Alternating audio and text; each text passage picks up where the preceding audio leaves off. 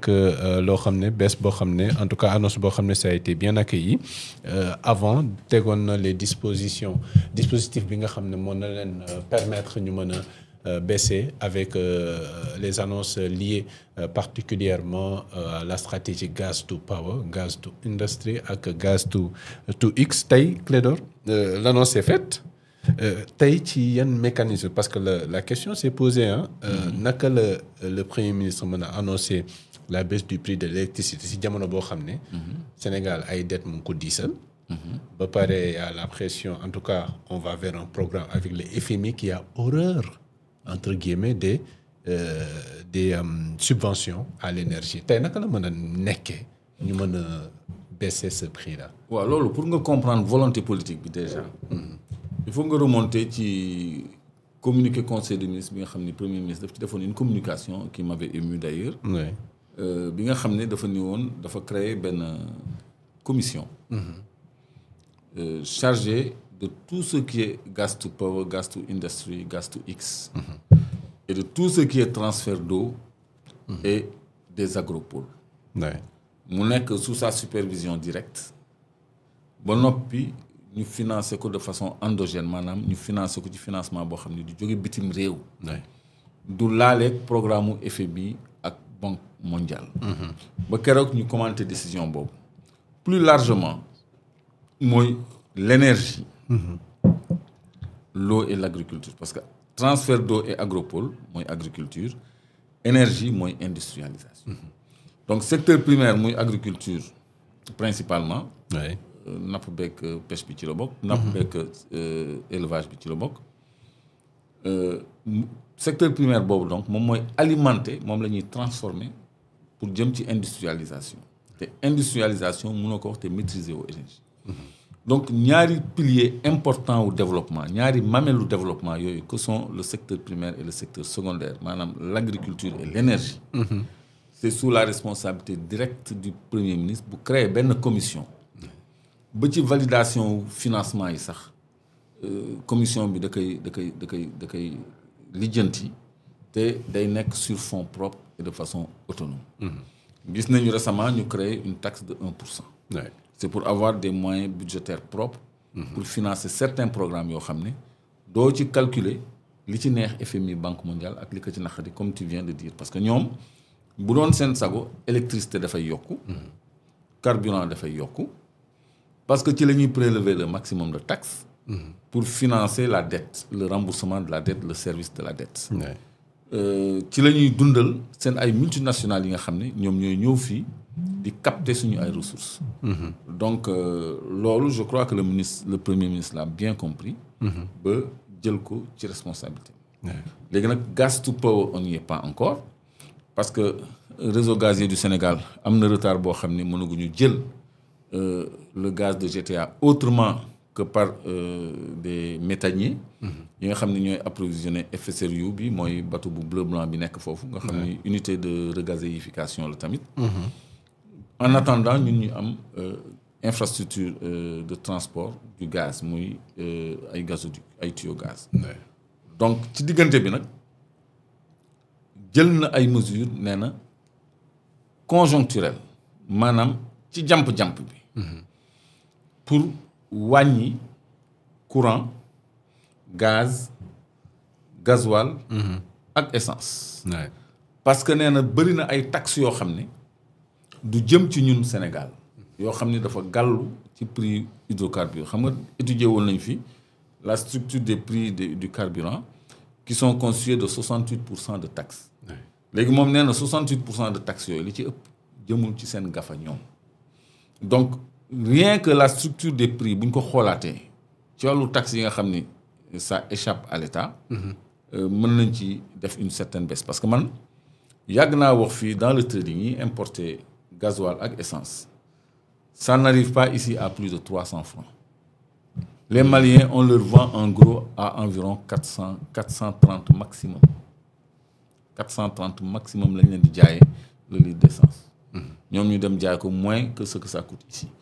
donc bu ñu defee la vérité des prix rek carburant dina wàññeeku may fàttali rek ni Macky Sall dafa jékki-jékki yokk essence de 100 francs yokk gasoil de 100 francs hausse de 100 francs musul am Sénégal maanaam essence ak gasoil ay 10 francs la doon yokk ay 25 francs 10 francs 25 francs mais 100 francs hausse de 100 francs ku ko fàttali ko rek na ko seede na ko wax parce que loolu man musuma ko fekkee man donc loolu Sénégalais yi ils avaient laissé le coup passer parce que ñu ngi nekkoon ci ay affaire Sonko dossier judiciaire am yi xam nga dëkk bi jaxasoo ba nit ñi taluñu woon cette contestation là ay revendications démocratiques la ñu tegoon sur place mais cette hausse là était une hausse illégale et illicite loolu kese buñ ko rapporté nit ñi féex 100 francs boobu tegul fenn ci moment boo xam ne bari bi dafa doon wàcc. Oui, on s'est interrogé d'ailleurs parce que même dans la sous-région ça avait baissé. tegul fenn ci logique de fluctuation donc ci levier yooyu. la ñuy agir de manière conjoncturelle maanaam ci jàppandi. ci en attendant ci jàppandal. ci ndéggandiku voilà ci ndéggandiku. ñu wàññeendi. voilà ñu wàññeendi prix yi. ba am ay solutions yu structurelles maanaam yoo xam ne day sax. mais wàññi boobu est-ce que dina tenir sur une longue durée le temps que justement. ñu am solution waaw parce que déglu naa ministre Birame Souleye. ni dañ koy wàññi balaa 2026. ñuy jot ci suñu gaz xam nga suñu gaz 2026 lañ ciy jot. ministre Birame Souleye dafa ne. bés bu ñu jotee suñu gaz centrale Sénélec yëpp dañ koy convertir au gaz ba noppi ñu yokk yeneen turbine à gaz pour yokk li ñuy produire ci électricité pour électricité bi yomb kooku muy ça c'est à partir de 2026 2026 c'est dans quelques mois deuxièmement industrie yi nga xam ne dañuy soxla électricité bu bëri dinañ leen connecter gaz pour seen coût de production wàcc seen poste électricité wàcc donc léegi loolu mooy solution structurelle yi nga xam ni day sax dans le temps à long terme donc loolu c'est à partir de 2026 léegi nag avant 2026 ñoom dinañu agir ci ay leviers yoo xam ne ñoom liggéey nañ ci nee nañu depuis plusieurs mois pour wàññi gaz courant gasoil ak essence donc loolu bu ñu ko defee nit ñi noyyi. wàññi taxi yi quoi. non wàññi prix bi parce que boo wàññee taxi yi da ngay wàññi prix bi. mais justement mais boo wàññee taxi bi wàññi prix bi. mais on peut constater clairement qu'il y a une nouvelle taxe de 1%. ban lien la ñu mën a établir à ce niveau-là. oui c'est vrai que c'est pour le financement endogène. mais certains vous diront que. c'est insignifiant. par rapport à 68%. xam nga le prix du carburant. est constitué à 68% de taxes. Mais c'est pas tous les 68%. 65% laa jàppoon de taxes. Oui. Mais SOS consommateur maître Massokhna Kane nee na c'est 68% de taxes. De taxes, oui. Donc là on parle de 1% par rapport à 68% de taxes il y a pas de comparaison possible. léegi sur ces 68% de taxes. bu fekkee ni 30% yi teggeeku na rek mais c'est énorme donc ñoom. Je suis pas dans le secret de leur recette. Oui. Donc on le saura bientôt parce qu'on l'a annoncé. Mais volonté politique bi yàgg na fi parce que Assemblée nationale le premier ministre Ousmane Sonko njëkk a annoncé ni. danañu jaay kilowatt heure bi à 60 francs. léegi 60 francs boobu mu ngi revenir ci discours yi. Et ça me fait plaisir parce que j'ai crié quand j'ai entendu dans le référentiel 2050 dire. Qu'en 2034, le kilowatt sera à 65 francs. Oui. J'ai dit non, ça va être cette année. Et yàgg naa wax aussi. Oui. Ni cette année, courant dafay wàcc par force. xaw ma ndax yéen a ngi koy fàttali. ku am déet. Je l'ai tellement dit dans mes émissions que courant mën na wàcc cette année parce que reflété wul prix am actuel. kon tey jii autorités yi bu ñu jëlee leur courage à deux mains. Pour effectuer des baisses ci loolu. Ça veut dire qu'ils ont vraiment travaillé et ils ont beaucoup travaillé.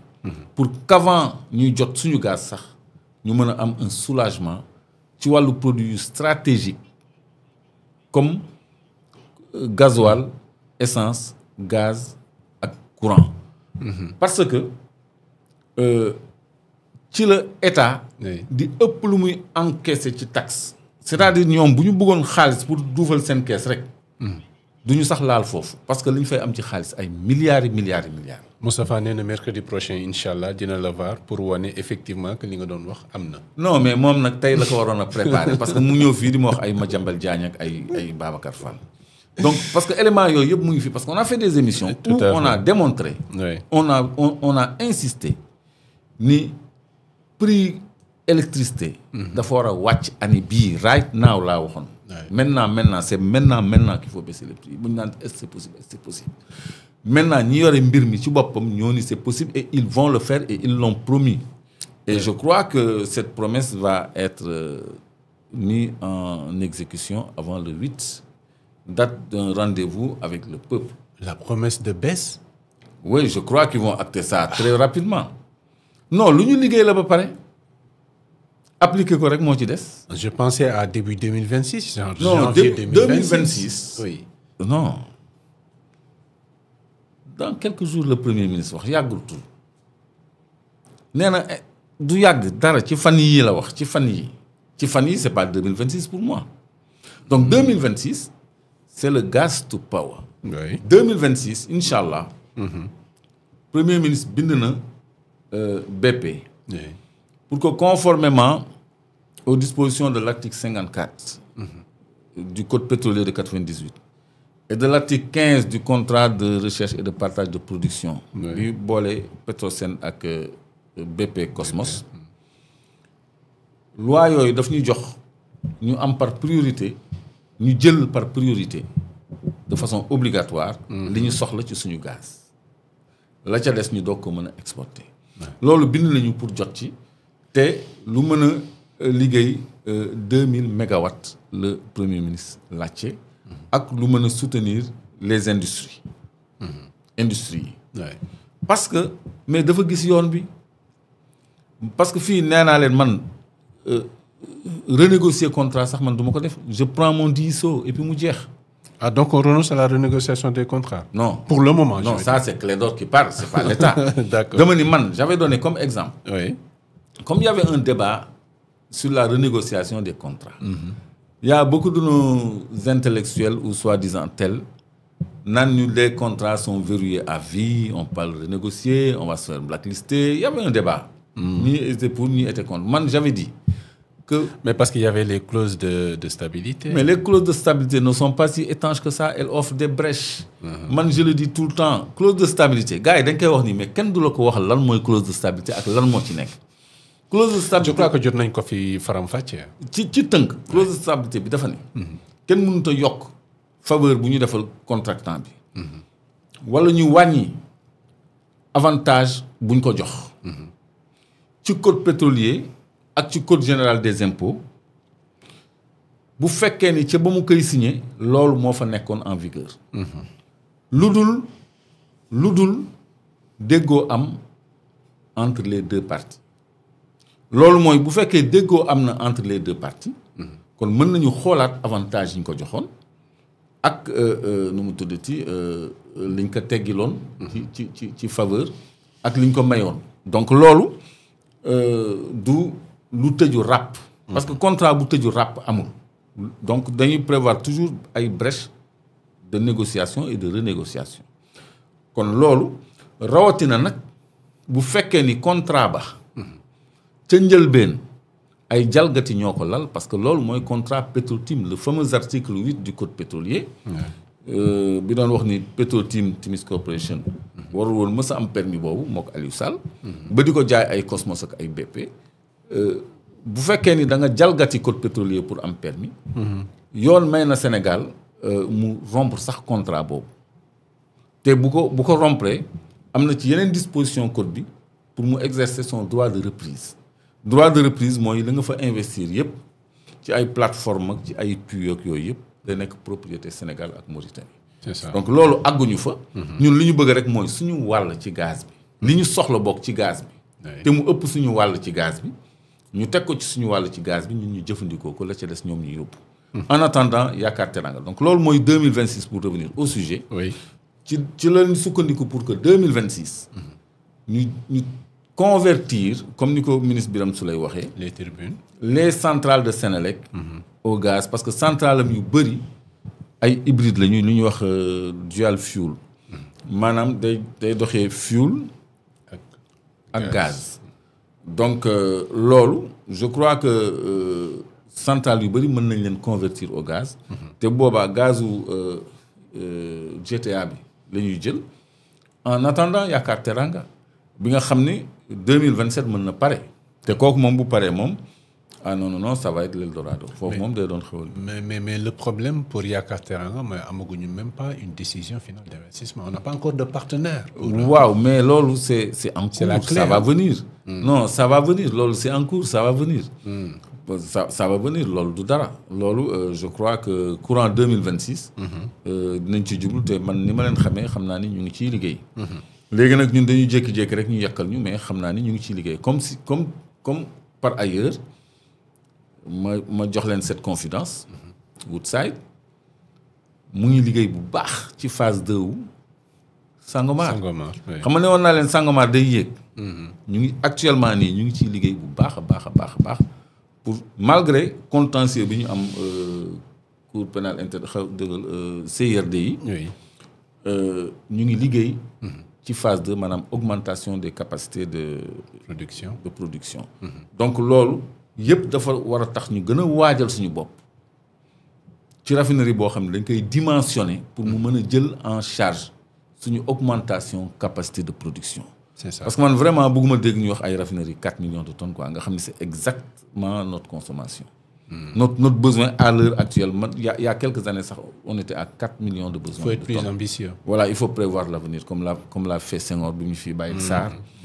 Au lieu ñu bëgg a agripper wu ci héritage du Senghor alors qu'on est un pays producteur de pétrole.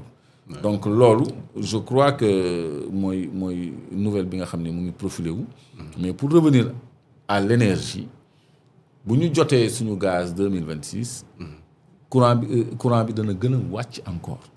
courant bi dana gën a wàcc bu baax a baax te loolu dina lancer industrie mais fàttali rek ni minerai Guinée ak Sierra Leone ñu ngi leen di waaj a accueillir fii pour transformer leen mais loolu daf ñuy jox opportunité également ñu transformer aussi suñu propre minerai fii sur place comme ni ko Mali di defee gis nga des fois on n'a pas besoin d'aller très loin pour des exemples et Moustapha boo ma seetalee le gisement de lithium de Goulamina au Mali ñoom ñu ngi collaborer avec la société chinoise bi nga xam ne mooy le leader en batterie en Chine parce que ñu ngi à l'ère de l'électrique aussi bien ci solaire que ci véhicule que ci côté yëpp lithium bi de plus en plus dafa am importance stratégique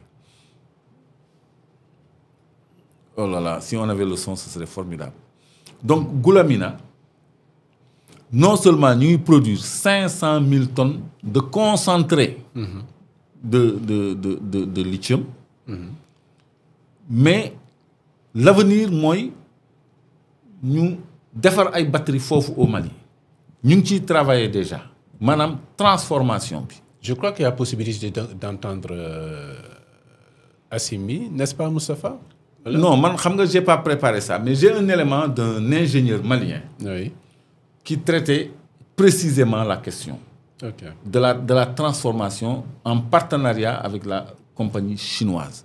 C'est-à-dire à côté de nous te ñun am nañu lii de mais laaluñu ko lijjantiwuñ ko xamuñu sax luñ ciy def mais ñoom de façon transparente Mali est 5e producteur de lithium ci benn gisement bi te am na beneen bu mu nekk di tijji 5e producteur de lithium du monde. te en matière de réserve ils sont pas loin d'être les premiers donc parfois il faut prendre l'exemple à côté donc énergie bi ñu am ñun bu ko Mali amoon dem na yoonam parce que Mali amul suñu énergie mais am na possibilité am ko parce que on a parlé du bassin de Taoudéni bi nga xam ne est-ce que xam nga Trump loolu la doon lijjanti léegi daw na donc am nañu potentiel boo xam ne bu ñu ko développé je crois que non seulement ñun dinañu mën a commencer am un tissu industriel. Oui. Mais dinañu mën a délocaliser bénéficier wu de la délocalisation de beaucoup d'industries ici parce que l'énergie c'est l'avenir et c'est l'industrialisation c'est le développement moom ak le secteur agricole. bi nga xam ne moom la communiqué premier ministre sanctionné woon mercredi il y a 2 mercredis de cela. Oui. Je crois que c'est la bonne vision et c'est la bonne voie. loolu moo ñuy tirer de l'ornière. Moi je suis très optimiste pour le Sénégal très très très optimiste. parce que gis nañu yoon bi. Très optimiste gis nañu yoon bi. Il y a quelque chose qui le justifie une situation c'est que am na benn étape clé bu ñu franchir ci stratégie de maîtrise des coûts de l'électricité d'ailleurs. Si jamono bi nga xam ne réew mi mu ngi fexe rek ba xool naka la courant bi di gën a yomb ci ménage yi waaye ñu fexe ba rendre plus accessible et puis une électricité de qualité aux industries pour que ñu mën a yokk wala boog accélérer suñu processus d'industrialisation. Jamono boobu projet centrale à gaz bu Gandon bi le ministre de l'énergie daal dina fa dem. Moom daal dina xamle rek ni mu ngi avancer à grands pas te itam daal nañu réceptionner des tribunes yi nga xam ne dañ ko destiné pour mettre ko en service tey concrètement Clédor